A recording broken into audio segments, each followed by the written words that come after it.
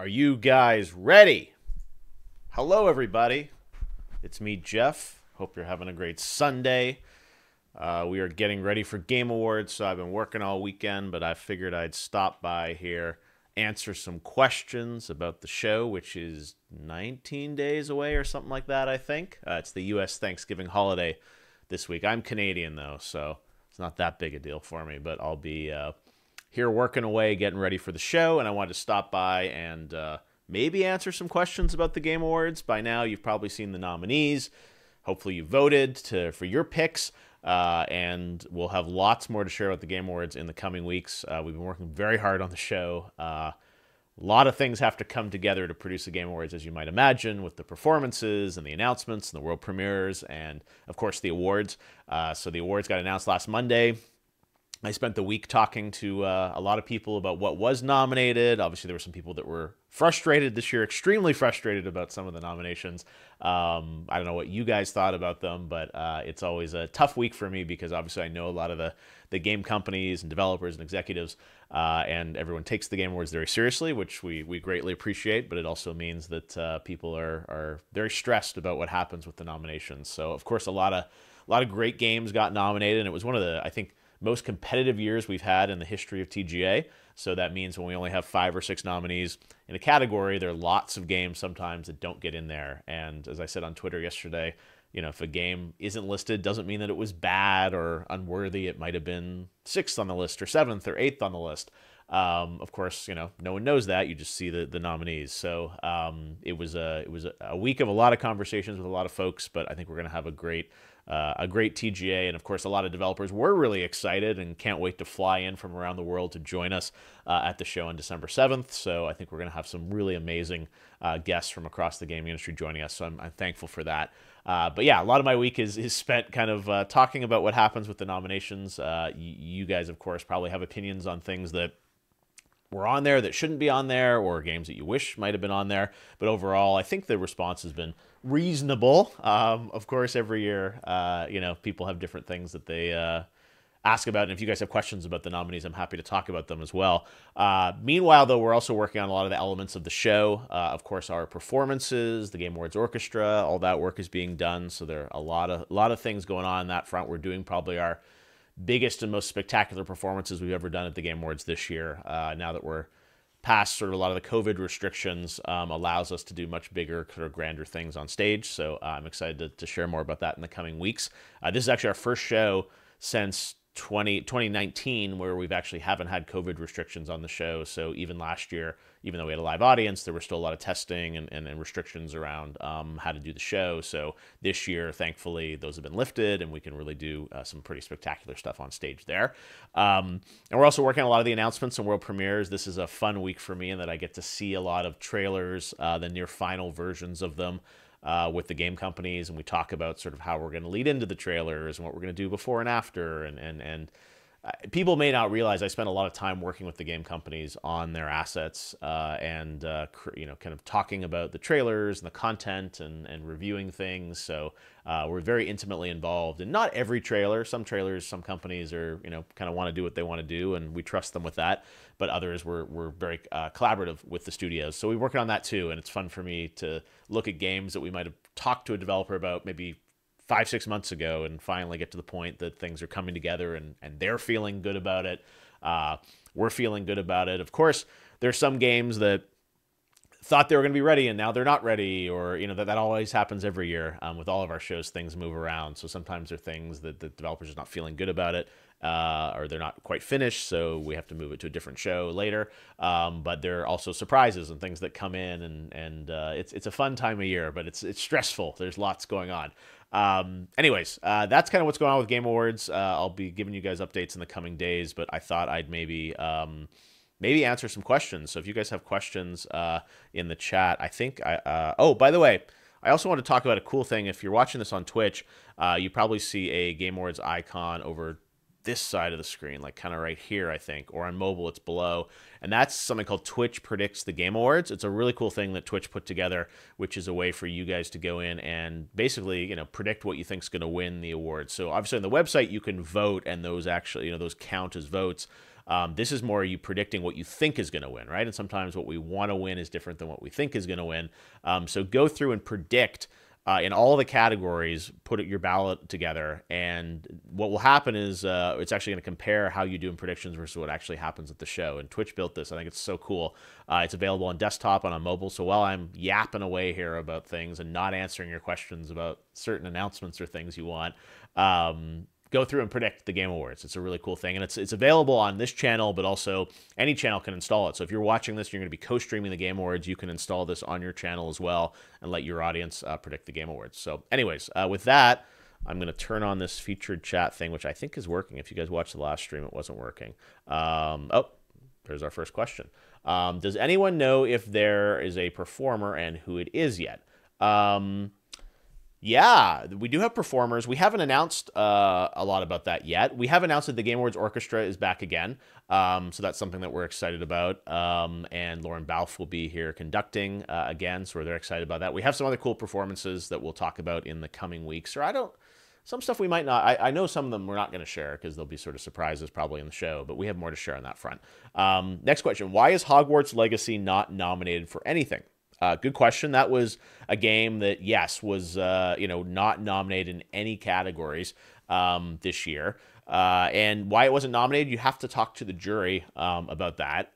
It was released earlier this year, got good reviews, just unfortunately did not make the cut in those categories. And although I say it many times, I'll say it again, the nominees for the games are selected by a global jury of about 120 different media and influencer outlets around the world. You can go to the website if you want to see the list of who those are, but it's kind of all the traditional kind of media websites that vote on these awards. And a lot of people say, why do you do it that way? Why don't you have the public vote 100%? Why don't you have developers vote? And I've been doing this for more than 2 decades, really. And I'll tell you, sort of, we found that this is probably the best way to do things. It may not be the perfect system, but there is no perfect system. To talk a bit about that, if we had the public vote 100% for everything, games that are on single platforms, first-party games, often are at a disadvantage because they're only on one platform. And also, it kind of becomes a popularity contest. And also, there's a lot of social engineering that can happen by, if a company tweets more to get people to go vote, that game might have a disproportionate number of votes, and we never want it to be something about which company can kind of, rally the fan base the most to sort of 100% impact what happens there for nominations and winners. And the other thing is, developers are another option to vote on nominees, but it's really hard. I find a lot of developers are very busy making games, and they can't necessarily, have the time to play all these games. And the media and influencers that are these outlets are really people that have the time to play through a lot of these games throughout the year. And look how many games came out this year. I don't think any single individual could really play everything out there. So we have these outlets, and we sort of have the entire staffs of these outlets kind of vote inside their sort of their outlet, and then they send us their aggregated ballot. So I'm not saying it's a perfect system, but that's kind of why things end up the way they do. And yeah, unfortunately, Hogwarts didn't get nominated. I will say we do have our Players' Voice Award, which is a 100% fan-voted award, and that'll start after the U.S. Thanksgiving in about a week. And that will be something where fans can decide. Hogwarts will be listed there along with, I think there's 30 other games that are all in there. So it's a chance for sort of the community to kind of, evaluate a bunch of games and decide what they think deserves to be recognized. And that's always a contentious category. If you guys follow the show, a couple years ago, I think Halo Infinite won in 21 and 22. I think it was Genshin Impact. But it's a very contentious thing. It's 3 rounds. And anyways, that's coming. So, good question, though, and it's fair question to ask. Next question, what trailers are going to be announced? Well, we haven't said anything about that this year, and we have a great lineup of stuff we're excited about. It's always hard to manage the expectations around the show. We'll probably share a little bit about some of that stuff this year, but I will say generally that a lot of the games in the show this year are new announcements and things like that that we're going to hopefully hold for the show for you. It's always a debate about how much do we share, how much do we not share, how much do companies want to share. Yeah, I don't know. So there's nothing to announce today about that. Obviously lots of rumors and speculation just because it's the Game Awards. People expect things to show up. we're working through it, but I feel good about the games we're going to be showing you, and I think it's going to be a really cool group of games. I can say that generally. I think this year, what's interesting is all the nominees for Game of the Year are big sequels, franchises that people know. And I think one thing that I'm excited about this year is we are going to have some new IP and new worlds that we're going to share with you. It's not just sort of, all the games or the worlds They're going to be new things that we're going to share with you. And I'm excited about that because our industry does need, I think, new ideas. And, last year's Game Awards, we had lots of sort of big franchises and sequels, and that ended up being, kind of what a lot of the releases were this year. And I think we're going to have a more balanced sort of view of things. We still have some massive franchises that'll be a part of the show, but I'm excited about it. And we also have a lot of independent developers that'll be a part of our show, which is really important to me, that we celebrate a lot of the smaller studios on our stage, and they have the same stage as, Hideo Kojima, right? It's like all these guys get to be a part of that. And I think especially with everything that's going on in the world and with a lot of these big companies, I think it's important that we empower individual developers and studios to have a chance to sort of be on our stage as well, showcasing their games. So more to share about that in the coming weeks, but you just have to tune in probably to find out what's really going to be revealed. Next question. Geoff skin in Fortnite when? Yes, so we did our Game Awards in Fortnite voting map. We launched that last Tuesday, and I gotta say it's been really awesome to see the response to it. I think it's over like 1.5 million people now have been in the map and voted and experienced it, collected all the trophies. If you play Fortnite, go in, check it out. It's obviously a free map that you can just kind of go in, and we recognize basically 10 amazing UGC islands on Fortnite that you can portal to and then pick your favorite and vote for it. And you can also go on a little bit of an adventure to collect a bunch of Game Awards statues. There's more to that story that will be revealed in the coming weeks, but we're really, really excited to have that in Fortnite. It's a brand new thing, and I've never made a game before. My brother and I think years and years ago experimented with modding some games when back in the 90s, but I've never built a game. I don't really have a lot of desire to go off and make my own game, so it was fun to work with our talented development team to put that together and put that in Fortnite. So I'm very proud of it, and it looks beautiful, and if you guys haven't had a chance, check it out. I probably should run the trailer one day, but I don't have it queued up, so it's not happening today. Next question. When does Player's Voice start? So as I mentioned actually just before, that is our Player's Voice category where individuals can go in and 100% select the winner of the category. It will start, I don't know the exact date, but it's kind of, I think it's next week, so about a week away, a little more than a week, I think it'll start, and it'll kind of play out through that week and the next week into Game Awards. So stay tuned for that. It's definitely happening again, and we'll have more to share with you. All right. I need to go and pick some more questions here in the chat. I don't have some person behind me doing the chat. I'm doing it all myself. So let's see. I'm going to pick some questions. So drop your questions in the chat. Let's see.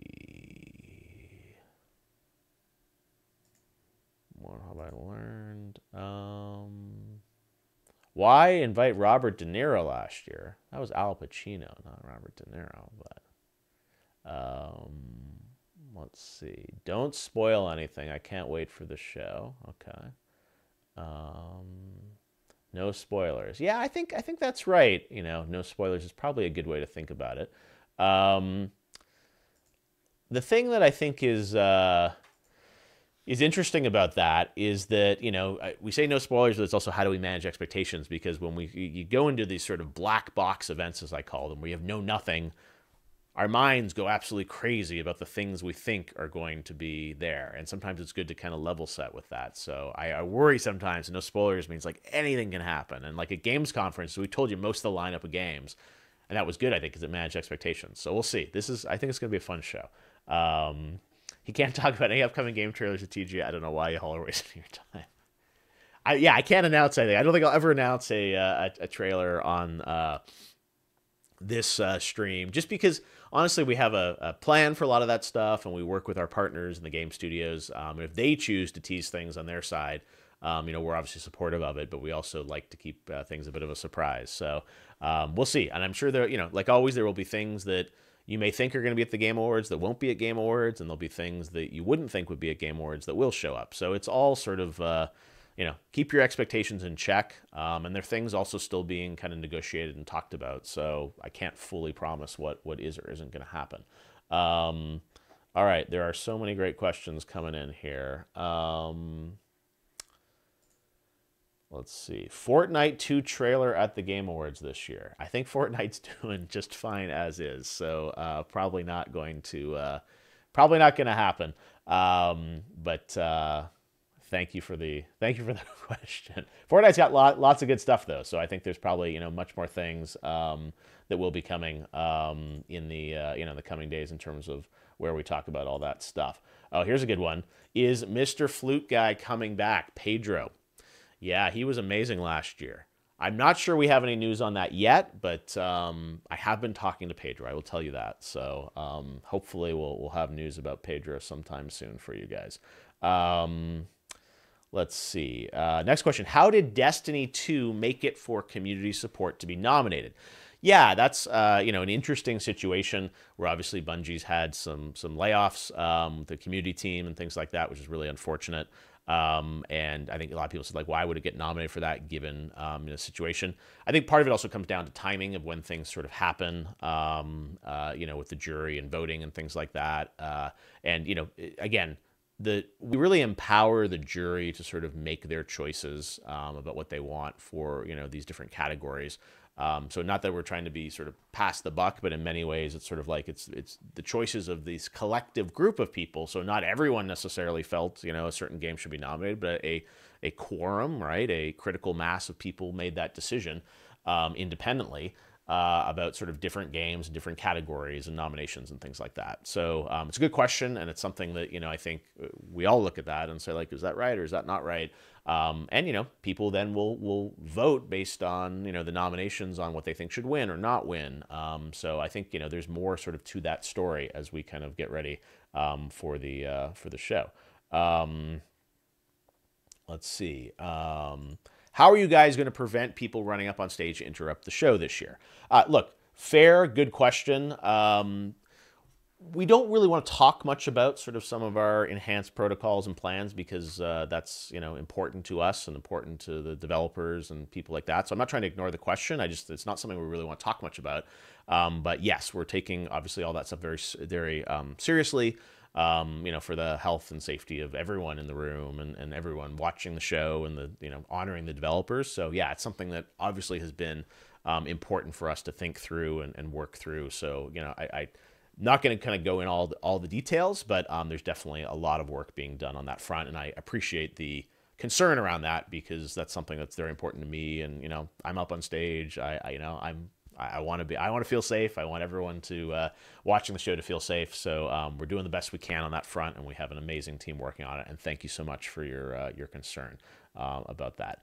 Are we going to see Fluke Guy rip it again?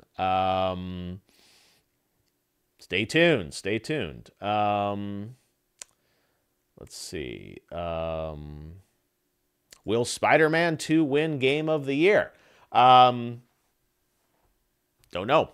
It's up to the jury and it's up to the fans to sort of vote. There's 6 amazing games nominated this year, and it's a very competitive year. So, literally anything could probably win this year, which will be interesting to see sort of what happens ultimately. And you'll have to tune in December 7th to figure it out.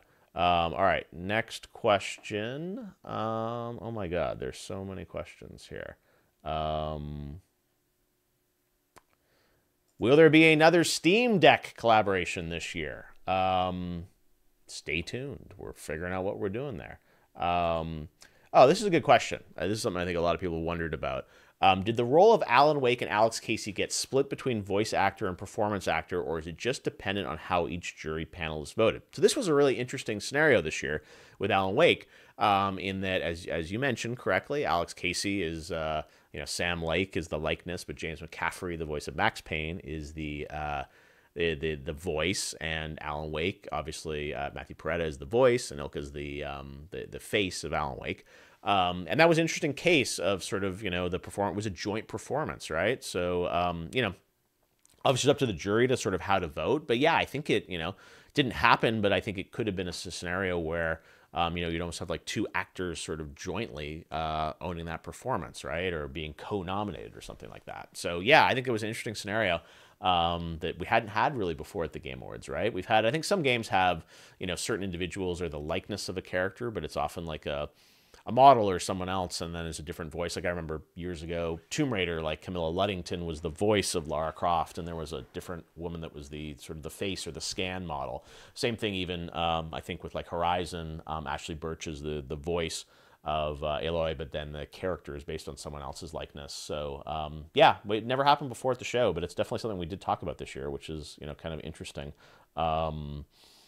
And really, really fun. Why did you reply to Hideo's tweet twice with Timothy? Yeah, did you see that? That Timothy Chalamet was in Tokyo and visited Kojima Productions today, which is awesome.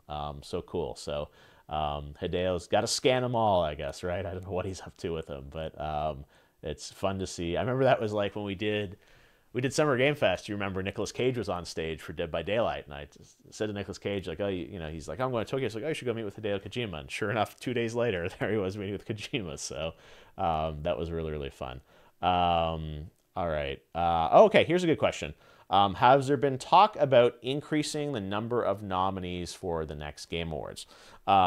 Look, very good question that I think a lot of people have been sort of wondering about. Is like, could we have more nominees? Could we have 6 nominees in all categories? Could we have 10 nominees? And it's something we've talked about. It's a good question. The thing is, like, could we go to 10 nominees for Game of the Year? And look, you could argue either side of it. Then you recognize more games potentially, right? And you have more nominees for Game of the Year. But then being a nominee is a little bit less special because there are 10. Or, I joke with people, it's like we could have 30 nominees for Game of the Year, and that would include more games, but it would be a little less special. So we decided this year that I think, like always, we're just going to kind of keep with our similar sort of plan, and it was a good year for games. But that's sort of a subjective, judgment, right? And it's like, oh, we go to 10 this year, next year we'll go to 8, and the year after 12. And like, I think you have to sort of figure out the right way to go about it. So we talked about it, and we said, no, we think it's stronger to just stick with the 6 that we have always for Game of the Year. If there was a tie, it would have been 7 or 8, I guess, or 9, or I guess if everything tied, there could be tons more. But yeah, it's something we thought about, and maybe in the future we'll change it, but this year we decided to sort of stick with the same that we've always had. We had 5 for I think the first couple of years of Game Awards, and then it went to 6. So could change at some point in the future, but as of now, that's sort of the plan. Let's see. All right, more questions here. You guys have a lot of questions. Let's see. Do you get mad when people say the TGAs instead of the GAs? No, I'm fine with that. It actually is TGAs is kind of how we refer to it. It's like the Game Awards versus Game Awards, but whatever you guys want to call it, it's all good. Will Twitch streamers be able to co-stream the show like Summer Game Fest? Absolutely. Full co-streaming on Twitch or YouTube or whatever platform you're watching this on.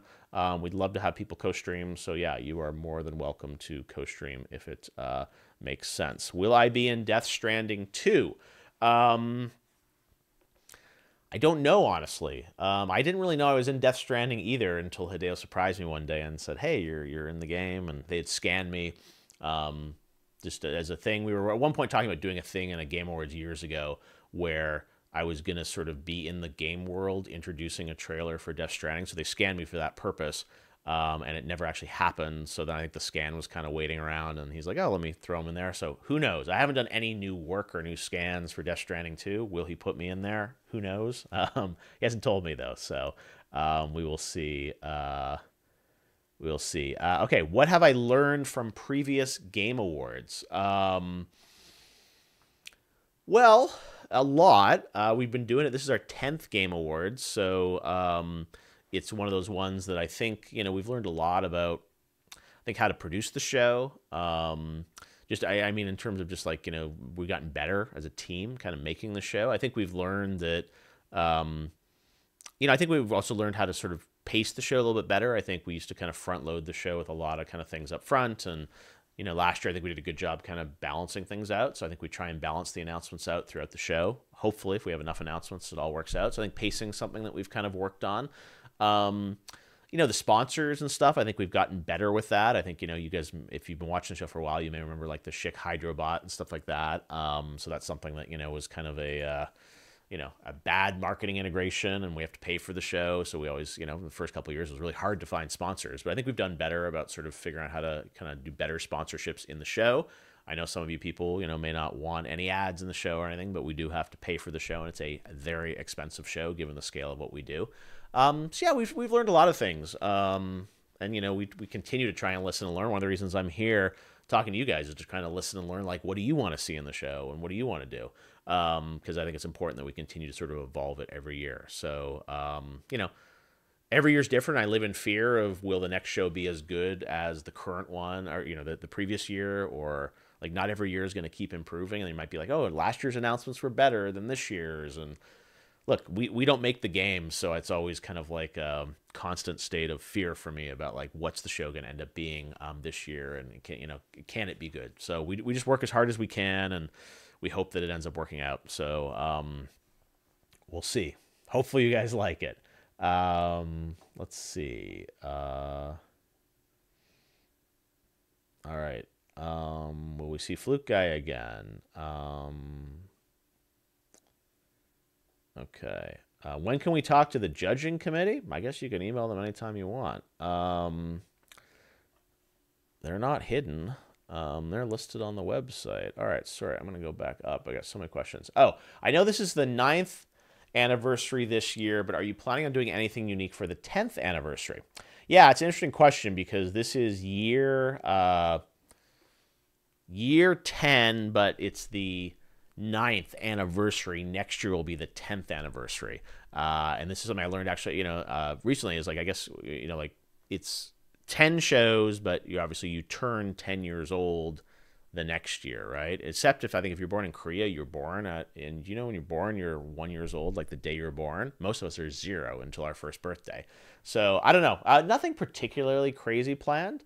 But we'll see. I don't know. We've got some, this year I think we're going to reference it's the 10th year of the show. Maybe next year we'll do something more. I'm not really sure.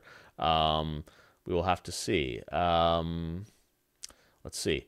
Did you ever consider doing a best remake category? Yeah, I think it's something we've talked about. It's always a question of like, are there enough remakes or remasters to warrant a category on its own? I always, it's like, are there enough to really make it an honor to be nominated? Or we're like, oh, we found 5 remakes this year so that we can create a category. So we thought about it. Again, we leave it up to the jury. If they think the work of making a remake of a game is so phenomenal that it deserves to be nominated, we allow it. Resident Evil 4, great example. Resident Evil, they truly are remakes, right? This is not kind of an up-res remaster. They kind of, redid the entire game, did a beautiful job, and the jury decided that it was, one of the best experiences this year and one of the, best done things. Definitely think it was, incredible what they did. And, they just, the reviews were incredible. Its Metacritic and thing is really high. So, yeah, it was one of the nominees. Good question. Let's see. What's the difference between indie and independent in your view? Yeah, great question. A lot of debate around sort of like what defines independent or not. And look, there are lots of different rubrics you can use to decide that. Is it, sometimes is it the budget of a game? Is it a team size? Is it the funding source? Is it just sort of the type of game it is, right? And there's no kind of, rhyme or reason to sort of what that is. I think some people have, questioned sort of like what defines independent game. And that's honestly been a question for a long time. Like I remember even back when we did the VGAs, we would have independent games, and 1 year Journey won, I think, Game of the Year, actually. This was probably 10 or 15 years ago, whenever it came out. And a lot of, people were debating, it's like, well, is that an independent game because it was published by PlayStation and funded by PlayStation, or isn't an independent game truly independent? Is Hideo Kojima Productions, an independent, or Larian is independent that did Baldur's Gate? So I always feel like, to me, independent is a little bit about sort of the size and scope of the game and the spirit of it. But, rightfully people wonder of, the resources a team has, how should that impact the definition of that category? And, we have independent game. We also have best debut indie game, which is, a studio just starting out with their first titles. So we like recognizing kind of independent titles that typically end up being games that are not nominated in other categories.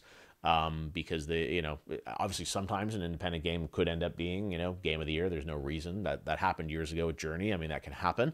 And I think I remember Celeste was nominated, I think, for game of the year in 2018, I feel like. So it's definitely happened with independent games being in other categories, but we try and I think look at independent, at least I look at independent as something that is probably, just non-traditional games. And I think our official definition is games made outside of the traditional sort of publisher system, which I know is sort of a broad statement. And again, we defer sort of to the jury to decide does a game feel like it is truly independent? Look, people can argue it either way, and that's a healthy sort of debate and discussion to have. Are you ever going to have a best DLC award? Well, we have the best ongoing game category, which I think incorporates DLC. Like Cyberpunk, I think, is a good example of something where it's like, Phantom Liberty sort of DLC, but it's an expansion and it kind of is, a single player game that expands into a new piece of content, ongoing game. DLC is hard because, like, is a Fortnite update, is that a DLC? Sort of, but it's an ongoing game. It's a live service game. So I think it'll be hard to do just a best DLC, but I think the ongoing category doesn't just have to be multiplayer games. It can also be sort of, personal one, or it can also be single player ones. Sorry, personal single player. I'm going loopy. Was there any game trailer that was difficult to get this year for the Game Awards? Sure. It's always a debate and discussion about, what's going to be at the Game Awards. And, those conversations are still going on to this day around games. And look, we have a big platform, but also people have, other plans for games and other approaches and different timings sometimes for games. So, and also I would say sometimes like, it just doesn't work out on certain games, or for a variety of reasons. Sometimes people just don't want to do it at Game Awards. So they want to do it on their own, or they want to do it in a different event, or the timing doesn't work, or they're not ready. There's so many factors that go into this. So yeah, there are obviously things that we ask for. Everything that you guys would dream about is probably a game I've asked for. Sometimes we get those, sometimes we don't. Sometimes those games don't exist. And oftentimes timing is another big thing. Like I remember years ago, with, for instance, Elden Ring, for years and years, people wondered where that was, and every Game Awards was like, where is it? And then finally we did it at Summer Game Fest in 2021, I think, just because it was finally ready and we got to show it, and everyone wanted it at the Game Awards the year before, but obviously wasn't ready. And then when it was ready, it was incredible, and then came out, won Game of the Year. So sometimes a lot of it is just a function of timing with teams being ready with things. But yes, it's always something that we're sort of, we're thinking about. Let's see. How do you spend the rest of your year after the Game Awards has aired? Takes me a couple weeks to recover, honestly. It's nice it's at the end of the year because I get to kind of finish the show and then hopefully get a little bit of time to relax and get to the holidays. So it's kind of the last thing I do, and then I take a few weeks off, or 3 or 4 weeks off really, and then kind of come back in early in the year. So thank you for your concern. It's a very stressful time to build the show, but it's nice that we then hopefully get to relax as long as it goes well and we feel good about it. Good question. How do you decide which traditional celebrities to have at the show? Well, it really depends. Sometimes they will come attached to projects. They're in games and things like that. Things like Al Pacino was a great example of someone who was just really interested in the space. His son is a big video game fan and curious about it. And I've talked to him over the years about sort of maybe doing something at Game Awards one year. And we had tried years before, I want to say in 18 or 19, for him to maybe come to the show, and it just didn't work out timing wise. And last year he just happened to be available and interested and curious. And he killed it. He was amazing out there. And it was such an awesome moment with him and Chris Judge. And I thought that was a cool moment to have, one of the most legendary actors of all time present the performance award to, this new group of actors. And, I think it meant a lot to Chris Judge and Manon Gage and all these other folks that were nominated to have, Al Pacino presenting that award as an actor that they look up to. So I thought that was really cool. And, it just got tons of attention for our category and our industry. That was a case where we had, we had Jimmy Fallon covering the Game Awards the next night, talking about Al Pacino showing up. So it was, it was a really kind of cool opportunity, I think, to widen the appreciation of gaming. That's part of the reason we do some of that. And some people will say, you shouldn't have celebrities in the show. It should just be developers. And to me, it's all about kind of the right mix of things. So I think our show is eclectic in that we have a bunch of different things. We don't need, a ton of celebrities in the show. I know you guys are going to watch it anyway, so we don't do it really for viewership. We do it more for sort of just to sort of elevate the industry, and it's got to be the right people and the right talent. So yeah, we go through a list of things, and we talk to lots of people. It doesn't always work out. Sometimes it does, and it was cool last year with Al Pacino. I don't know if there'll be something equivalent to that this year or not. A lot of that stuff tends to be kind of more last minute too as well. But it's a good question. Do we plan to make an award for the worst or most disappointing game? I don't think so. I think our show is supposed to be about celebrating the best of the best. And I don't really see that as being the role of the Game Awards. People can do that, and people will, but I think we try and be positive in the show and celebrate great work. So no, I don't think we're going to be sort of, giving awards against certain games. I don't know if they'd accept those awards, so it'd be interesting to see what happened there. But no, that's not in the plans right now. Geoff, recommend me a good TV show to watch. I'm so busy with the Game Awards, I have hardly any time to watch anything, but I have a backlog of games I need to play. So the last thing I really watched was I was on a plane a couple weeks ago, and I watched a documentary on Amazon Prime Video about Mr. Dress Up. And you guys probably have no idea who this is, but he did a children's show in Canada. And I was a huge fan of it as a kid, and this team did an amazing documentary about the story of Mr. Dress Up. So you can check it out on Prime Video, and I watched that, and it was really cool. Again, you guys probably have no idea who Mr. Dress Up is. Casey Finnegan were the two puppets. See, I'm going to see in chat if anyone knows. Anyways, so that's the one. All right, good questions. Do you get to watch any of the new trailers before the show? Yes, I do. I get to watch most of them. We get to see them in various states. There are things in our show that I still haven't seen. There are definitely, some trailers that developers hold very close to their chest, and I don't get to see anything. I'm hoping to see, I think, one of those this week, but others, are more last minute. But yeah, I get to see everything before the show, and it helps us kind of figure out the ordering of things and how we're going to put everything together. So what games am I playing right now? I'm really not playing anything, honestly. I'm so busy with the show, but I will get back to some stuff soon. Let's see. Oh, as an Indian, happy to see Vemba, a game made in the awards nominees. That's awesome. Yeah, that's up for best debut indie game. Very excited about that game. We're excited that we get to honor that. Do you think the Game Awards will drive innovation in gaming? Really interesting question. I hope it does. I hope it inspires people. In terms of driving innovation, I hope so. But I think hopefully it inspires people that there are a lot of different games that can be made in the industry. Gets people excited about not only developers, wanting to be motivated to make amazing games, but also hopefully people watching that are aspiring developers get excited about being a part of this industry, and players feeling proud that they are part of this industry. And I think that's one of the things that makes our show really unique, is that it is kind of the community as part of our show. I mean, there are fans in the audience. There are, people watching obviously around the world, and it's this really feeling of community. It's not just developers talking to developers. It's the community. It's everyone sort of hopefully feeling uplifted by the show.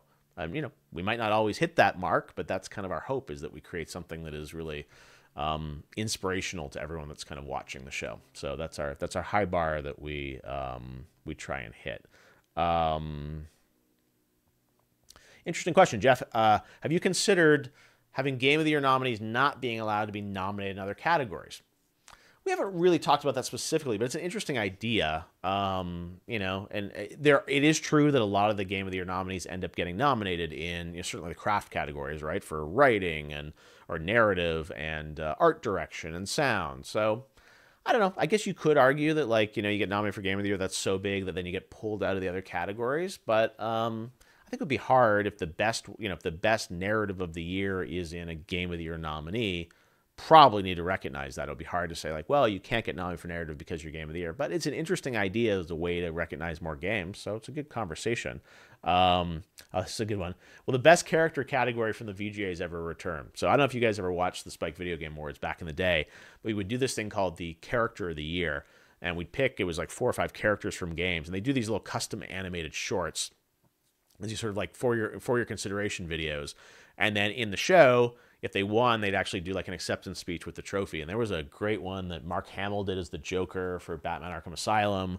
I remember there was one that Nathan Drake did in Uncharted where he was kind of going through it was Uncharted 3 times. So he was sort of, he's going through a desert with like the trophy and stuff. Those are really fun. We have not done those since then. I also think it's really hard for the game teams to make those because it was custom animation work and things like that. So I think a lot of teams don't have the bandwidth to do that anymore. But it was a really cool, moment. If you go on YouTube, I'm sure you can see a lot of those, and it was really kind of cool there. Have I considered doing Game of the Decade for the 10th year? We've talked about it. Someone asked me that last week when I was doing a Twitch stream. I don't know. I think that's going to create even more debate and discussion if we do sort of, Game of the Decade. It's so hard, and, games and technology evolves over the years. So, is it fair to compare a game from 10 years ago to one today? So I don't know. I don't think we do it, but it's definitely something that has been talked about as an idea. Geoff, last year's hype trailer was amazing. That was probably the 9 Inch Nails one I did. Thank you very much. Really, really cool that we got to do that. And I was, very, very sort of, I love editing those things. And that's something actually right now that I am like in the middle of editing and working on. And I picked the song that I'm going to use for the hype trailer, which is always kind of one of the most important things I have to do. So yeah, we're working on the hype trailer now, and I'm very happy to be editing that and putting it together. It's an incredible year for games. There are so many games out there, which is just like insane to me that, there's like so much great story content, great gameplay and things like that to pull from. So some years it's harder. And this year I'm like, oh my God, what's the story we're going to tell in this hype trailer? So yeah, I work a lot on that. I spend a lot of time editing and putting together kind of a narrative to it and the music. So yes, thank you. I'm glad you liked the one last year. Hopefully this one will be good. I got a lot of work to do over the next couple weeks to pull that together. But thank you. It's something I personally love to do. And a lot of my team doesn't want me doing it. They're like, you should be focusing on the show, doing other things, but it kind of gets me in the mood for the show to edit that. And I love editing it, love putting it together. So, yes, stay tuned. The hype trailer is coming. Well, guys, this has been super fun. I unfortunately have to go because I got a bunch of other stuff to do, but this has been really, really kind of fun to talk about, what we're doing here at the Game Awards. I will come back again. I'll do more of this in the coming weeks, so tell you more about the show and what's planned, but thank you so much for hanging out. Get ready for the Game Awards on Thursday, December 7th, and I will be back again, maybe even this week at some point. It'll be a little bit calmer, I think, because of the holiday in the U.S. So I'll come back, do some more chats, and thanks so much, guys, for hanging out, talking Game Awards. We will have much more to share in the coming days and weeks about the show. Otherwise, have a great night, and if I don't see you, if you're in the U.S., have a great Thanksgiving, and we'll chat soon. See you guys.